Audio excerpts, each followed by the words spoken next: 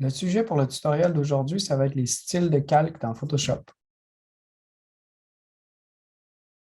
Les fichiers sources pour le tutoriel d'aujourd'hui proviennent d'un site qui s'appelle simonfosterdesign.com, un projet qui s'appelle Take My Texture, où est-ce qu'on peut aller chercher et télécharger des textures de bonne qualité.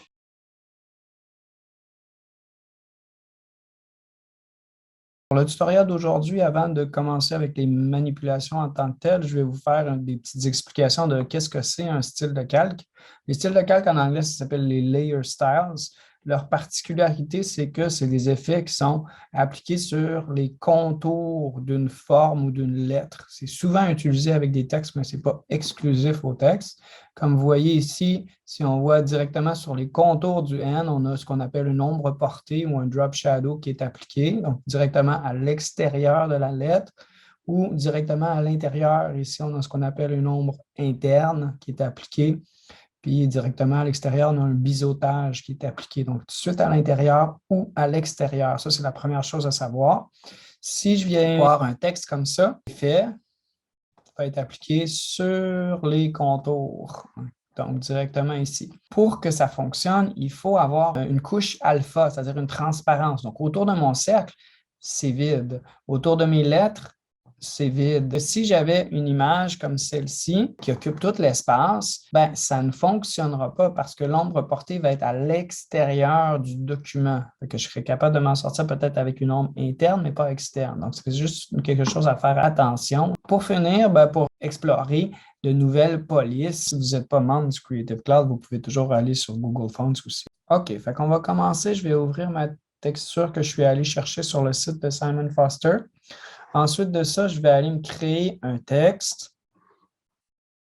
Donc, je vais prendre mon outil texte, je vais cliquer dans l'espace. Là, ce que je veux faire, c'est me créer un texte de points, pas une boîte de texte, mais un texte de points qu'on appelle. Donc, tout simplement, je vais cliquer, puis je vais écrire mon texte.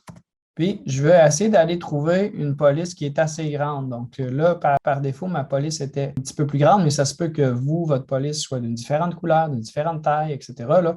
Donc, pour faire les ajustements pour le texte, ben, vous n'avez qu'à le souligner. Vous pouvez le faire avec un curseur de texte pour aller souligner, comme je le ferai dans Word. Là.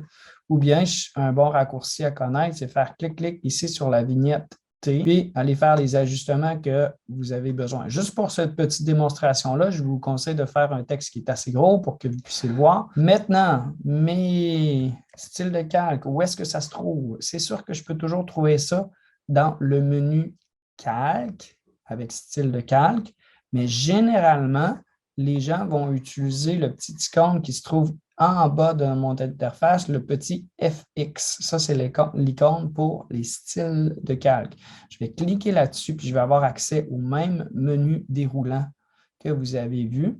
Puis, pour notre démo, moi, ce que je vais choisir pour commencer, c'est ce qu'on appelle une ombre interne. Donc, ça va être une ombre qui va être tout de suite à l'intérieur de la lettre. Je clique là-dessus. Ce qui va se passer lorsque vous arrivez là-dessus, c'est que vous allez avoir les paramètres par défaut de Photoshop. On voit déjà, par contre, là, si on se rapproche un peu de la lettre, vous devriez être en mesure de voir, là, on a une petite ombre comme ça, avec un mode de fusion produit. Donc, un blend mode, un peu de transparence. L'opacité, par défaut, que Photoshop nous propose, c'est 35. Donc, ça se peut que, dépendamment de la couleur de la lettre, là, si vous avez une lettre foncée, peut-être que vous le voyez un petit peu moins. Mais vous pouvez monter l'opacité, puis comme quelque chose comme 75, vous allez le voir encore plus. Hein?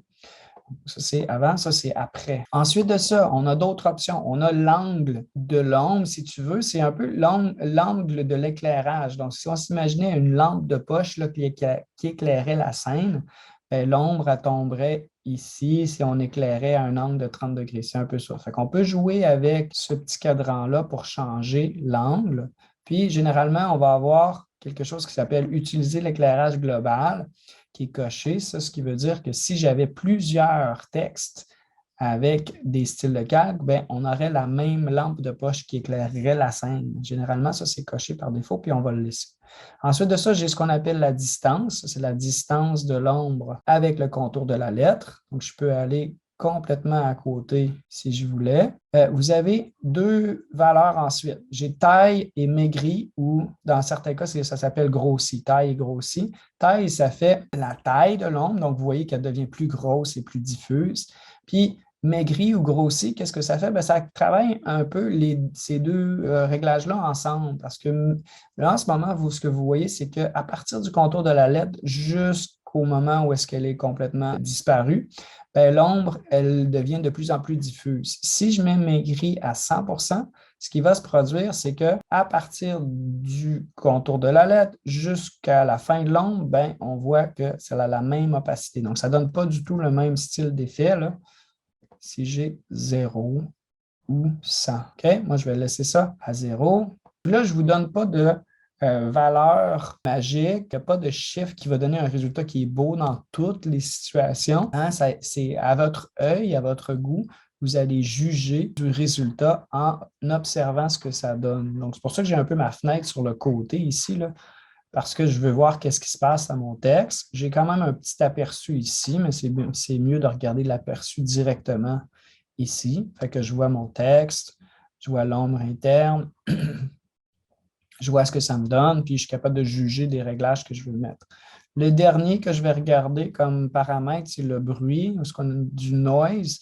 Remarquez que si je me zoome encore un petit peu, là, le bruit, ça va donner un effet comme ça pointillé. Pourquoi on voudrait rajouter ça? Ben, certains vont trouver que ça donne un look un petit peu plus naturel, voire certains utilisateurs en rajouter un petit peu. Bon, c'est à votre choix. Une fois que j'aurais placé mon style de calque, tout ce que j'aurais à faire, ça serait de dire OK. Si je regarde qu'est-ce qui s'est passé dans ma fenêtre de calque, maintenant, je vois mon petit icône FX. Puis, je peux cliquer sur l'affichage, la visibilité là, pour afficher ou masquer. Ce que je vais faire ensuite, pour avoir quelque chose qui ressemble à mon résultat final que je vous ai montré ou que vous voyez sur Behance, c'est je vais jouer un petit peu avec l'opacité de la couleur de la lettre. Mais il y a quelque chose de bien particulier qu'on va faire pour faire ça. Si je baisse seulement l'opacité, vous allez voir que c'est mon texte et mon effet qui va disparaître. On a un autre petit réglage qui est tout de suite en dessous d'opacité qui s'appelle fond. Ce réglage-là, il y a deux utilisations principales. Là. Style de calque, c'en est une. Donc, si je viens ici sur fond, et je diminue fond tranquillement, vous allez voir que le rose de ma lettre, son opacité va diminuer, mais l'ombre ou le style de calque va rester très visible. Ce n'est pas du tout le même résultat que opacité, puis ça peut donner des résultats qui sont intéressants. Donc, moi, j'ai mis rose très voyant pour que vous puissiez voir un petit peu mes lettres, là, mais au final, ce que j'aurais peut-être tendance à faire, là, ce serait revenir dans mes options de texte, ressouligner le texte, puis mettre une couleur qui se rapprocherait plus du fond que j'ai, comme un bleu foncé, quelque chose comme ça. OK, fait que là, j'ai changé la couleur de ma police. Ça, je reviens. Là, je retourne en arrière pour voir mon résultat final qui me donne ça. Puis après ça, si j'ai toujours des ajustements à faire, je peux les faire. C'est-à-dire qu'un style de calque, c'est quelque chose qui est un effet qui est dynamique. Je peux toujours le rechanger. Si j'ai besoin de retourner puis faire des petits ajustements à mon ombre, je peux double-cliquer sur le mot ombre interne que je vois ici. Clic, clic.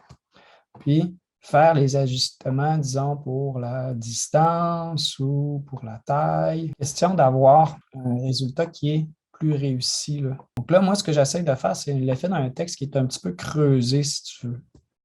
Ce que je vais pouvoir faire aussi, c'est ajouter d'autres styles de calque.